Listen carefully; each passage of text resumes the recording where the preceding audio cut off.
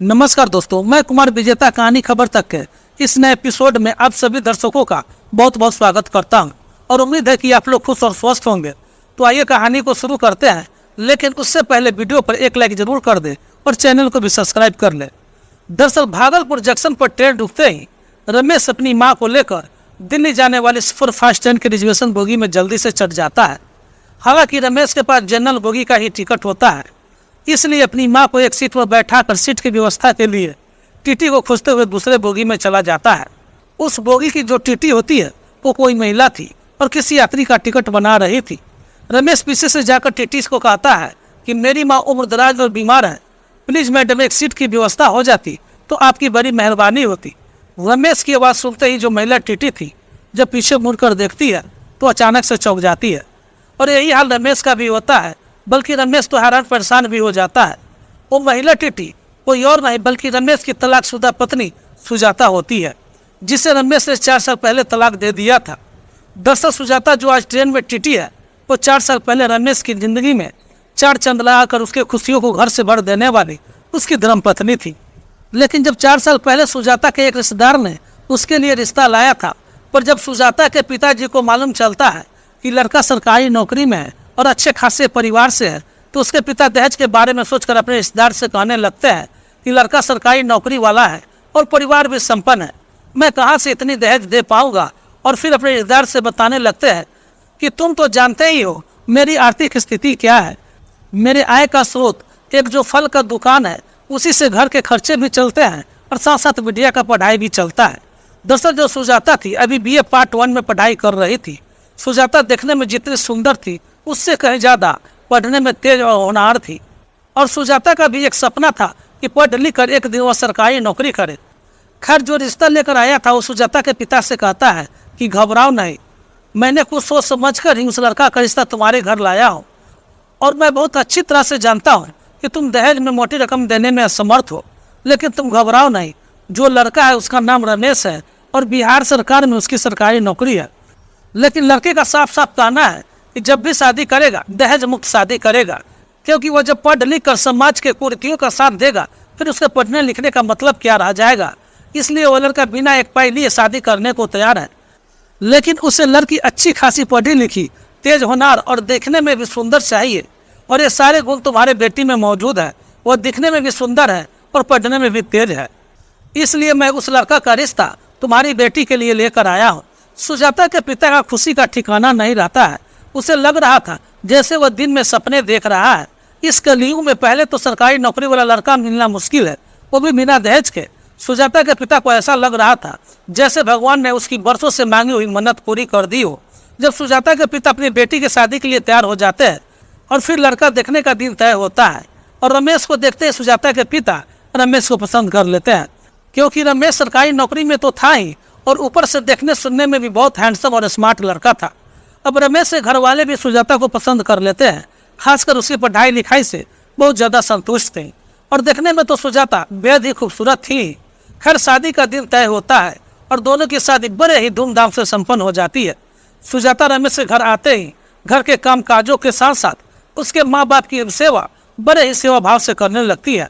लेकिन रमेश की जो माँ होती है सावित्री देवी, जो इस शादी में दहेज न मिलने के कारण बहुत ज़्यादा नाराज रहती थी और सुजाता को हमेशा खरी खोटी सुनाती रहती थी।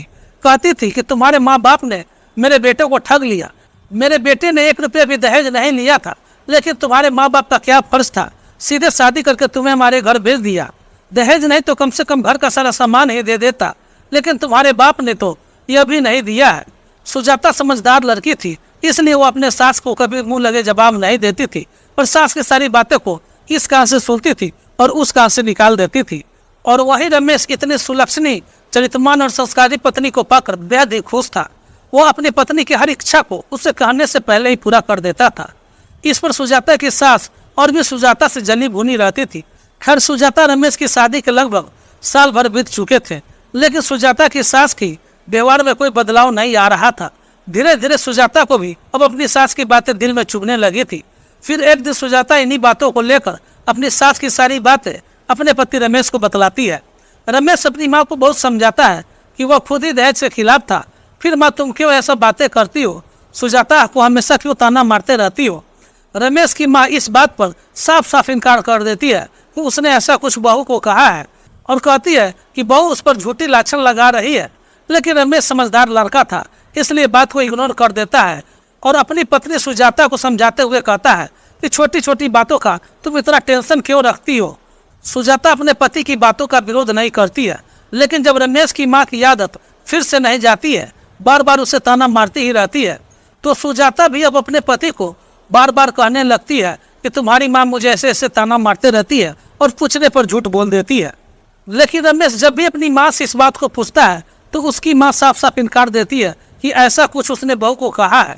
अब रमेश को भी लगने लगा था कि शायद उसकी पत्नी सुजाता ही झूठ बोल रही है, और इस बात को लेकर रमेश एक दिन सुजाता को गुस्से में एक थप्पड़ मार देता है। इस बात से सुजाता बहुत ही नाराज हो जाती है, क्योंकि उसकी कोई गलती नहीं थी और बिना गलती के ही उसने पति से मार खाई थी। वह इस मार खाने से इतना नाराज थी कि घर में रखे रमेश की माँ की नींद की दवा एक ही साथ बहुत मात्रा में खा लेती है। सुजाता की हालत बिगड़ने लगती है तो सभी लोग सुजाता को हॉस्पिटल लेकर जाते हैं। खैर इलाज के बाद सुजाता तो ठीक हो जाती है, लेकिन जब इस बात का पता सुजाता के पिता को चलता है तो अपनी बेटी से मुलाकात करने के लिए उसके घर आते हैं। बेटी को बहुत समझाते हैं, कहते हैं कि बेटी तुम्हें ऐसा नहीं करना चाहिए। हर घर में तो सास बहू का झगड़ा होते रहता है। लेकिन सुजाता कहने लगती है पिताजी कुछ दिन के लिए आप अपने साथ लेकर घर चलिए, मैं यहाँ पे बहुत तंग आ गई हूँ। सुजाता के पिता के लाख समझाने के बावजूद भी सुजाता नहीं मानती है और अपने पिता के साथ उसी वक्त अपने मायके चली जाती है। इस बात को लेकर रमेश काफ़ी नाराज हो जाता है और इस पर उसकी माँ रमेश को और भी बहुत ज़्यादा सुजाता के खिलाफ भड़का देती है और अपने बेटों को सुजाता से तलाक लेने के लिए राजी कर लेता है। जब तलाक की अर्जी सुजाता के घर पहुंचता है तो उसके पांव तले जमीन घिसक जाती है। उसने सपने में भी नहीं सोचा था कि रमेश ऐसा कुछ कर सकता है। वह तो अपने मायके कुछ दिनों के लिए अपने मन को बहलाने के लिए आई थी। खैर सुजाता के पिता रमेश से बहुत विनती करते हैं कि ऐसा वह कठोर निर्णय नहीं ले, उसकी बेटी की जिंदगी बर्बाद हो जाएगी, वह तलाक की अर्जी वापस ले ले। लेकिन रमेश अपनी माँ की बातों में आकर अपना फैसला वापस नहीं लेता है और कुछ दिन कोर्ट कचहरी का चक्कर लगने के बाद रमेश और सुजाता का तलाक हो जाता है और एक हंसता खेलता परिवार बिखर जाता है।